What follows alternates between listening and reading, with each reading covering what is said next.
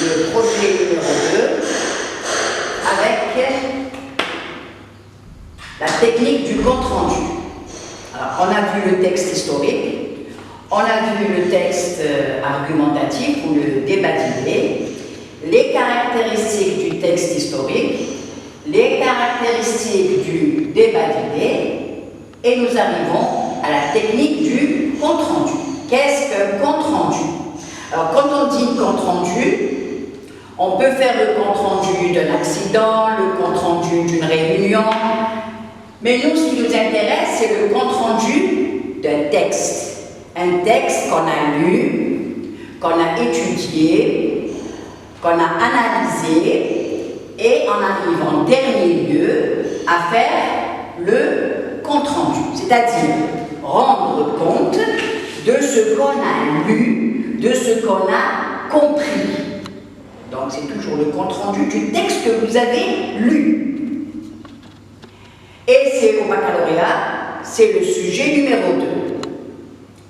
Compte-rendu critique pour les lettres et les langues, compte-rendu objectif pour les scientifiques, les maths élèves, les gestions, etc. Bon.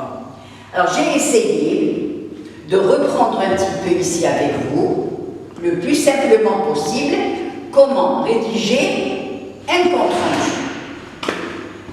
Alors la longueur du compte-rendu, elle doit être le 1/3 environ du texte initial, c'est-à-dire 10 à 15 lignes par rapport au texte que vous avez lu.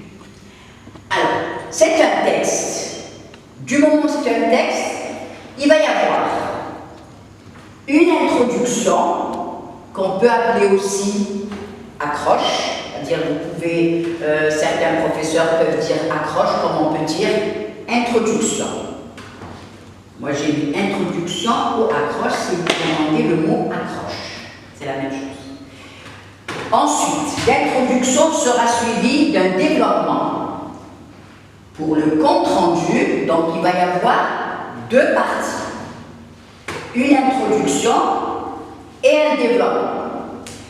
Pour le compte-rendu critique, je vais ajouter une partie. Mais pour le compte-rendu critique, on ajoute une conclusion. Donc, compte-rendu objectif, vous aurez 2 parties. Compte-rendu critique, vous trouverez 3 parties. Alors, je vais expliquer maintenant quelles sont les parties. Alors, j'ai pris grand 1, je vais voir l'introduction. Grand 2, je vais voir le développement. Et troisièmement, je vais trouver la conclusion. On va travailler doucement. Suivez bien. Alors, l'introduction, qu'on appellera aussi, c'est-à-dire, pour rédiger mon introduction, je vais suivre le paratexte. Le paratexte, c'est quoi? C'est autour du texte. C'est-à-dire, je regarde le texte. Bien sûr que j'ai lu, j'ai compris, j'ai répondu aux questions de compréhension. Donc, déjà, je sais de quoi parle le texte. C'est-à-dire, déjà, le thème, je sais. Le type de texte, etc. Donc, certaines choses, déjà, je les connais. Qu'est-ce que je regarde? D'abord, le type de texte. Quel est le type de texte que je viens de lire?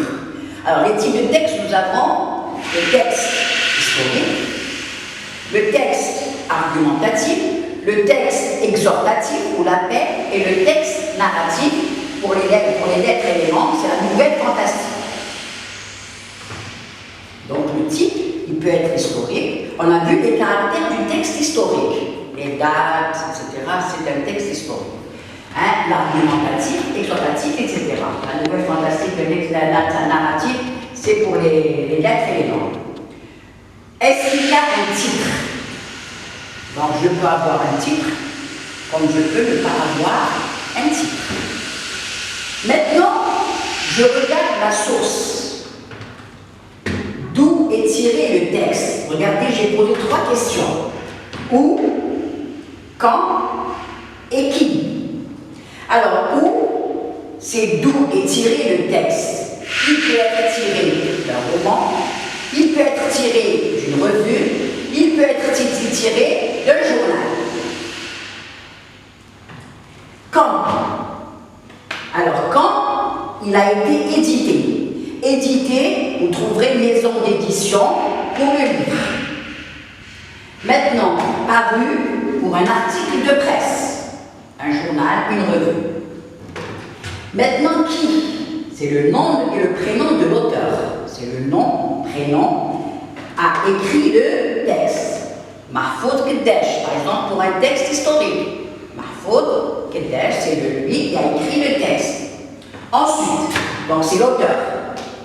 C'est où ou qui parle, l'énonciateur. Ça peut être celui qui écrit, comme ça peut être celui qui parle. Les réponses, alors regardez bien, le type de texte, c'est clair. Le titre, je le vois.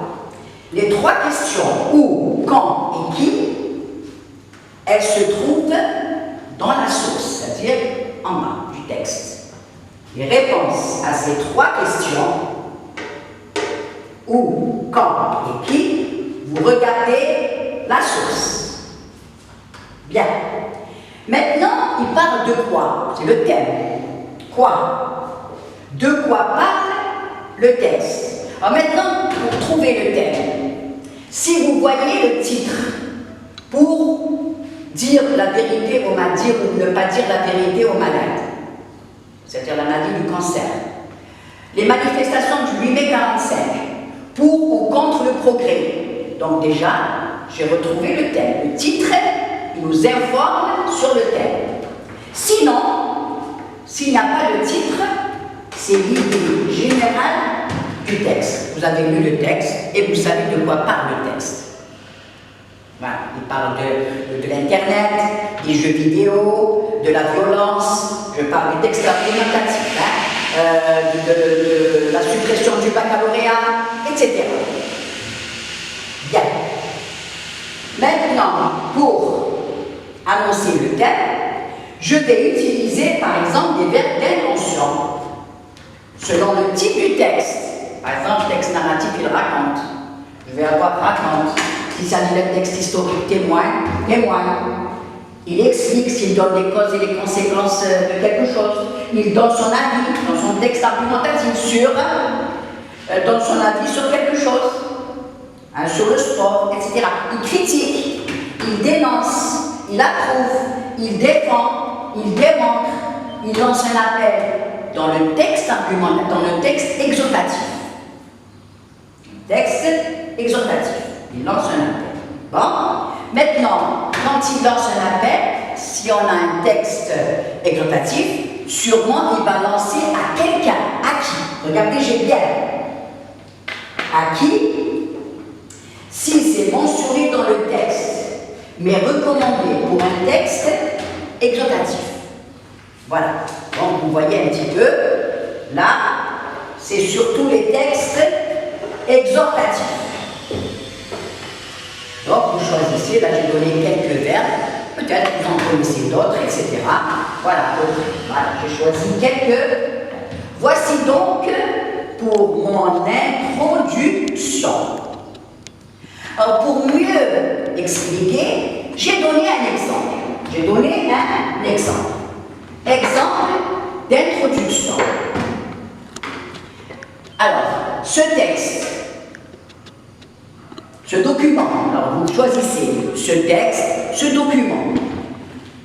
Juste après, je donnerai le titre. Attention pour éviter les répétitions.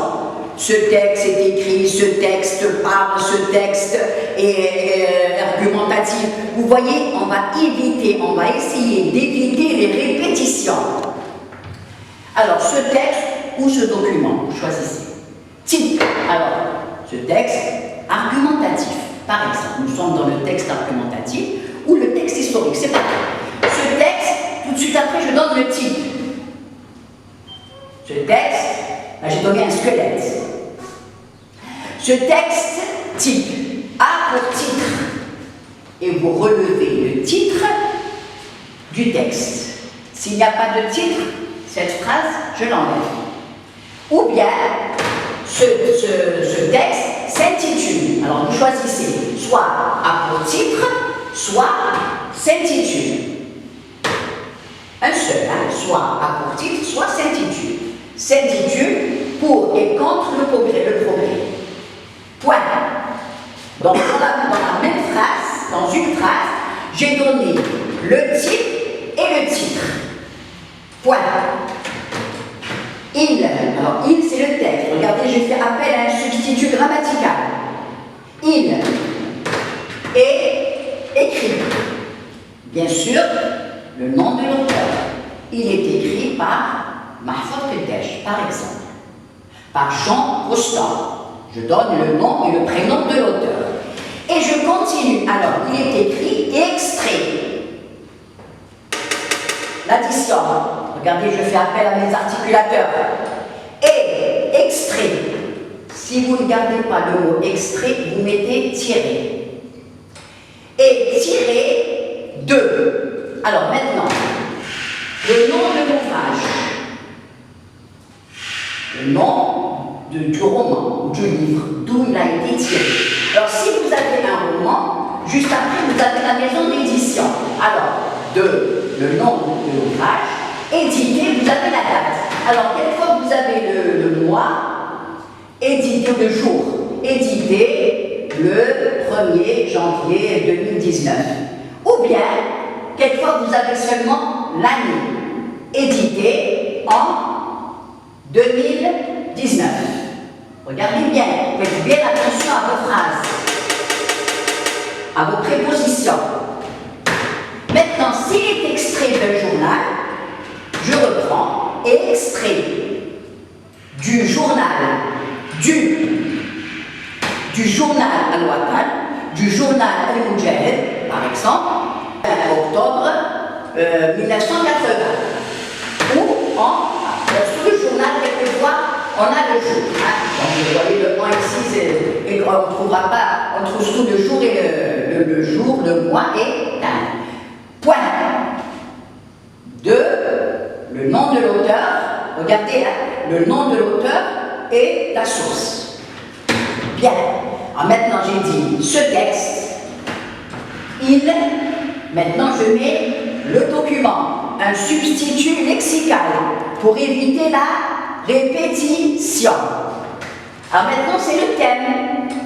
Ce document nous rapporte, par exemple, les manifestations du 8 mai 45.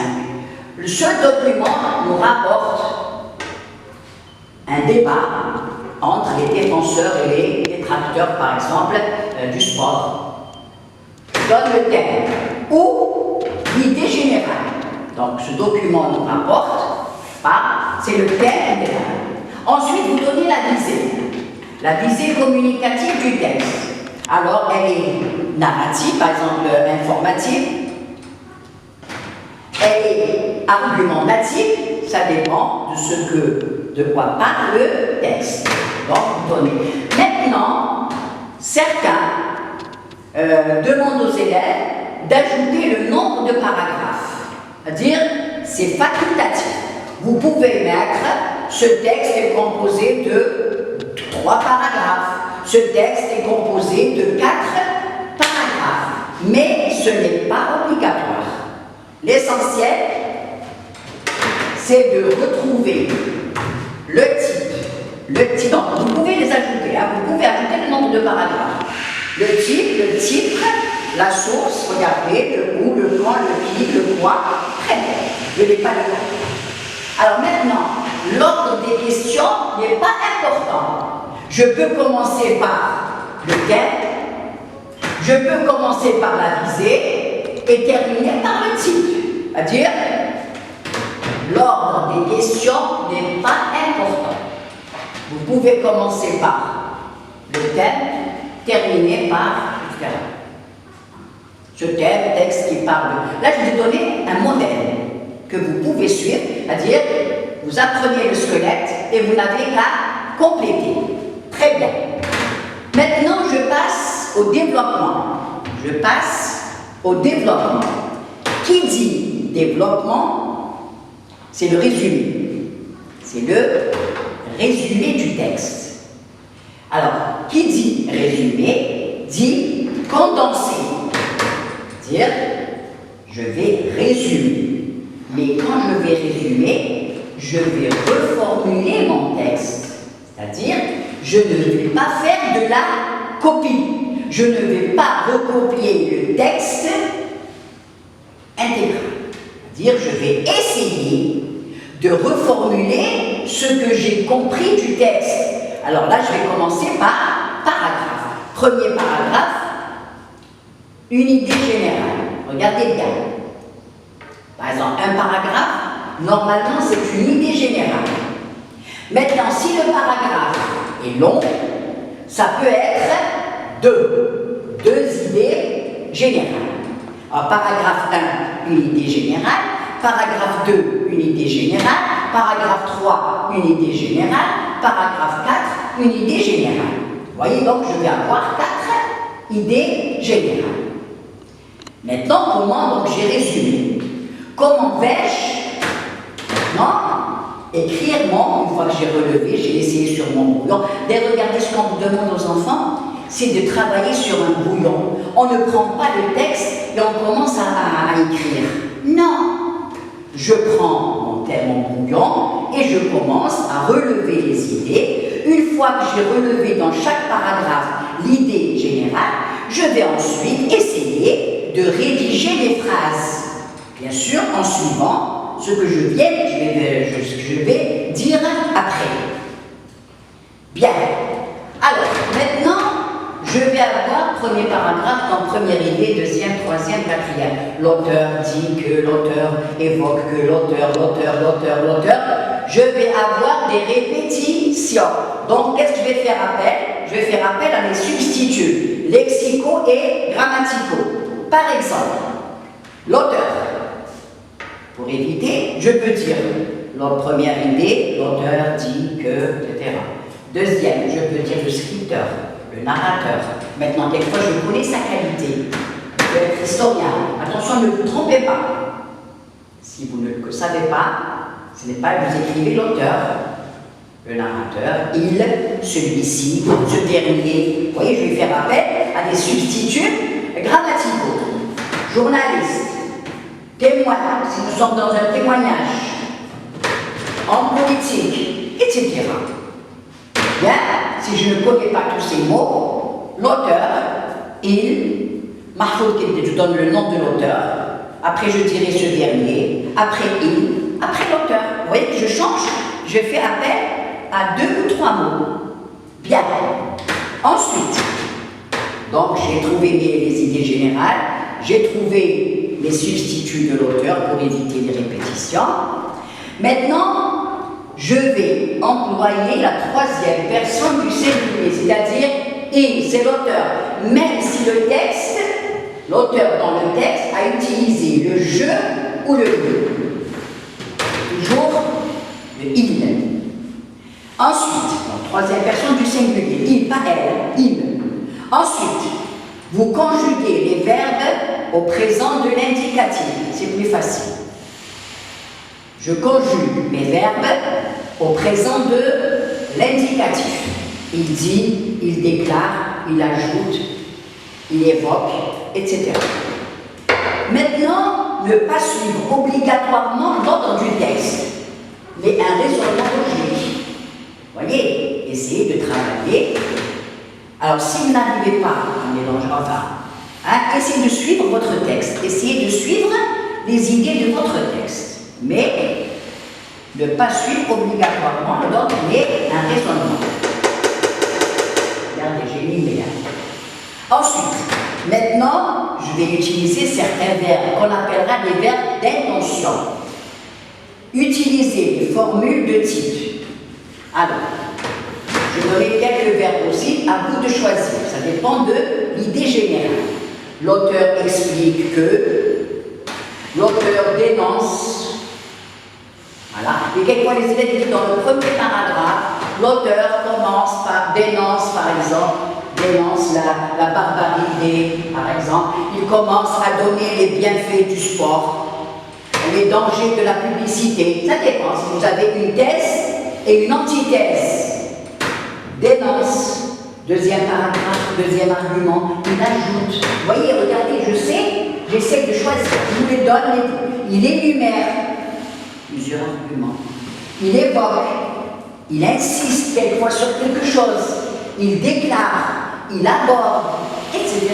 Donc regardez, je vais donner quelques verbes avec lesquels vous pouvez avancer dans votre compte rendu. Et quelquefois, utiliser des verbes de classement. C'est-à-dire, il commence, c'est-à-dire, vous avez 3 paragraphes. Il commence, il ajoute, il termine. Et j'ai mis des verbes de classement. Il commence, peut-être vous apprenez certains verbes. Il commence, ajoute, conclut, finit, termine. Si vous avez 3 paragraphes, vous voyez, j'ajoute là. Et bien sûr, il faut ajouter des connecteurs de classement, même s'ils ne sont pas dans le texte. Même si vous ne les avez pas dans le texte, essayez-vous d'articuler votre texte. D'articuler votre texte. Alors, j'ai essayé de vous donner ici quelques introducteurs de classement. Malgré qu'on les a vus, j'ai déjà donné le tableau. Alors, supposons que j'ai 3 paragraphes. Voyez. Alors, j'ai le début. J'ai la fin, et j'ai le milieu, j'ai la suite. Ça peut être 2, 3, 4 paragraphes. Hein? Alors, en premier, d'abord, je vais avoir, d'abord, l'auteur commence par dire que, et je donne mon idée générale. Alors, d'abord, en premier lieu, premièrement, d'une part, j'ai une deuxième paragraphe.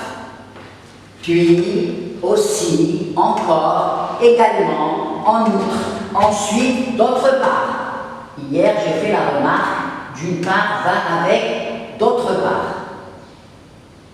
Et vous classez s'il y a 2 ou 3 idées générales. Enfin, vous avez la fin.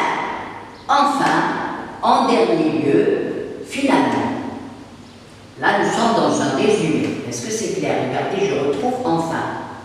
Ce n'est pas un articulateur d'argument. Est-ce que c'est clair? C'est une conclusion. C'est-à-dire, c'est la fin. Hein? C'est le dernier paragraphe. Donc, j'ai essayé. Alors, j'ai utilisé des verbes d'intention. J'ai utilisé des substituts de l'auteur pour éviter les répétitions. J'ai fait appel à des substituts lexicaux ou grammaticaux. J'ai utilisé mes articulateurs, regardez. Et je passe, alors maintenant ici, alors qu'est-ce que j'ai donné ici? Il est permis, alors, il ne faut pas faire de la copie. Il ne faut pas recopier votre texte. Alors, quelquefois, il est permis de recopier un mot ou une expression ou une phrase du texte, à condition de la mettre entre les guillemets. Elle est importante, donc je la reprends et je la mets entre guillemets. Et aussi, on peut utiliser judicieusement, attention, les réponses de compréhension du sujet, surtout les phrases à relever, et quelquefois la synthèse, l'énoncé de synthèse. Quelquefois on vous fait la synthèse du texte, à compléter par des mots. Hein? Quelquefois ça peut être un petit résumé. Donc faites bien attention. Alors, et j'ai terminé avec le compte-rendu objectif. J'ai rédigé l'introduction, j'ai rédigé le développement, j'ai terminé avec le compte-rendu objectif. Maintenant, vous n'avez pas intérêt à donner votre avis personnel. C'est bon. Compte-rendu objectif, 2 parties. On me demande un compte-rendu critique, je suis obligé d'ajouter une 3e partie qui est la conclusion. Alors j'ai bien écrit conclusion pour le compte-rendu critique seulement. Alors maintenant, comment vais-je rédiger? Commencez toujours avec un introducteur de conclusion. Donc, alors, en conclusion, pour conclure,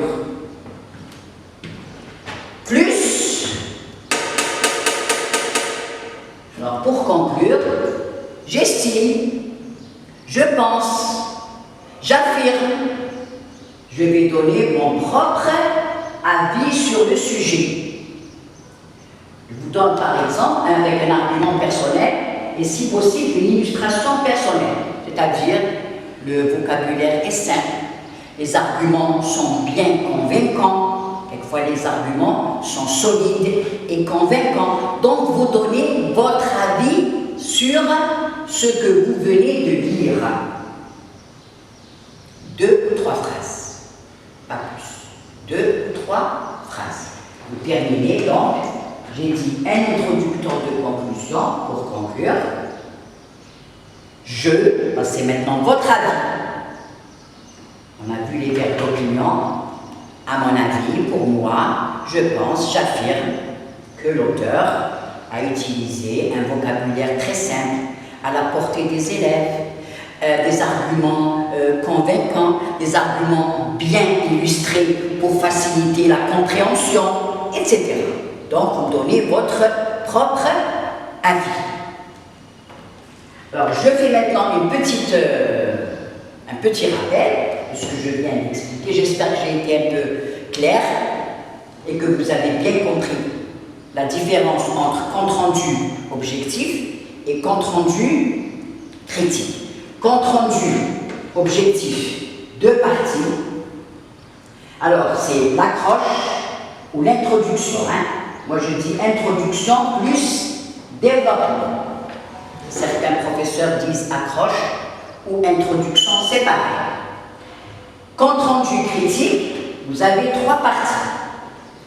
L'introduction, qui est le paratexte, vous regardez bien le texte, le titre, le type, la source, l'auteur, la visée et le thème. Et je fais 3 phrases correctes, majuscules, les points. Très bien, 3 phrases pour éviter les répétitions. Le développement avec l'auteur, on a dit, et ses substituts lexicogrammaticaux, les verbes d'intention pour reprendre les idées générales, les articulateurs de placement pour bien montrer vos idées. Bien. Donc, maintenant, j'ai ajouté, faites attention à la mise en page. On a dit 2 parties. Le professeur, quand il prend la page, la feuille, vous devez mettre en évidence les 2 parties. C'est-à-dire, je laisse un alinéa, je rédige mon introduction, je saute une ligne, je laisse un alinéa, je recopie mon développement, je saute une ligne, je laisse un alinéa et je recopie ma conclusion s'il s'agit d'un texte, d'un compte-rendu critique. Donc, vous voyez 3 parties bien claires, ce qu'on appelle la mise en page. Ça compte dans la correction au baccalauréat. Donc, faites bien attention à la mise en page de l'autre. Donc, voilà ce que je peux dire pour le compte-rendu critique et le compte-rendu objectif. Vous essayez de prendre vos sujets baccalauréat, les sujets baccalauréat, et vous essayez de rédiger, voilà, et on les corrigera après. Essayez de prendre quelques sujets, du moment que vous êtes à la maison, essayez de prendre des sujets baccalauréat et de rédiger sur des brouillons des comptes rendus critiques ou objectifs. Je m'adresse aux scientifiques comme je m'adresse aux littéraires. Et on les corrigera à la rentrée, donc on pourra, vous allez voir vos erreurs, vous pouvez voir vos erreurs. Maintenant, pour les élèves qui suivent le sujet numéro 1, c'est-à-dire expression écrite, on vous demande quelquefois votre avis. Quelquefois, certains disent que les études ne mènent à rien. Êtes-vous de cet avis? Donc, soit vous êtes pour, soit vous êtes contre. Donc, essayez de choisir une thèse, c'est-à-dire soit pour, soit contre. Alors, pour rédiger mon expression écrite, donner mon avis, je vais toujours avoir aussi un plan qui est une petite introduction, un développement et une conclusion. Toujours la mise en page, bien distincte, avec un titre, parce que nous, quand on vous donne un texte avec titre, quand on le supprime, c'est pour vous demander à la fin, proposer un titre au texte. Donc, un titre pour le sport, par exemple, pour les jeux vidéo, pour l'Internet, pour le portable, vous défendez. Soit vous êtes contre, déjà, le titre, il va nous informer sur votre position, contre ou pour. Est-ce que vous défendez ou est-ce que vous êtes contre? Bon. Dans l'introduction, qu'est-ce que je dois faire? Je dois nuancer mon opinion en utilisant ces termes ou expressions. Déjà, quand je vais lire votre introduction, je sais que vous êtes pour ou contre. Alors, à mon avis, le sport a beaucoup de bienfaits. Pour moi, je pense que le sport a beaucoup de bienfaits. Je trouve, j'estime, vous annoncerez le thème et exposerez votre point de vue, soit pour ou contre. Alors je vais dire, bienfait, il est pour. Méfait, il est contre. Donc déjà, je connais votre position. Ensuite, je sautille toujours et je vais écrire mon développement. Dans le développement, on nous demande toujours 3 arguments. 3 arguments. Alors, je vais donner 3 arguments articulés. Je reviens toujours aux articulateurs. D'abord, 3 arguments. D'abord, ensuite, enfin. D'abord, ensuite, enfin. Voilà. 3 arguments, je les apprends. 3 arguments articulés à l'aide d'articulateurs de classement. Et illustrés par des exemples. Maintenant, les exemples, vous pouvez illustrer un seul exemple. 1 ou 2, ou un seul est suffisant. Bien sûr, qui dit argument, ils doivent être classés du moins fort au plus fort. Du moins fort au plus fort. Le dernier argument doit être le plus fort. J'arrive à la conclusion. Donc toujours, la conclusion, on doit reprendre et surtout reformuler le point de vue exposé dans l'introduction. On utilise les articulateurs suivants. Regardez, je vous ai tout donné. Vous essayez d'appliquer. Donc, vous voyez, pour ces raisons, j'ai donné le pour tous les avantages. C'est pour ces raisons que je pratique tous les jours, ou bien je pratique le sport. Vous voyez, là, vous essayez de reprendre le point de vue exposé dans l'introduction. Donc j'espère que j'ai été assez clair pour vous expliquer donc, soit vous êtes pour le sujet 1, soit vous êtes pour le sujet 2, en travaillant sur votre brouillon, en lisant bien attentivement votre texte, en répondant attentivement à vos questions, vous arriverez très bien à rédiger un compte rendu. Il y aura des erreurs d'orthographe, des fautes d'orthographe, etc. Ce n'est pas grave, mais essayez surtout de reprendre les idées essentielles. Résumer, c'est prendre les idées essentielles et enlever le superflu.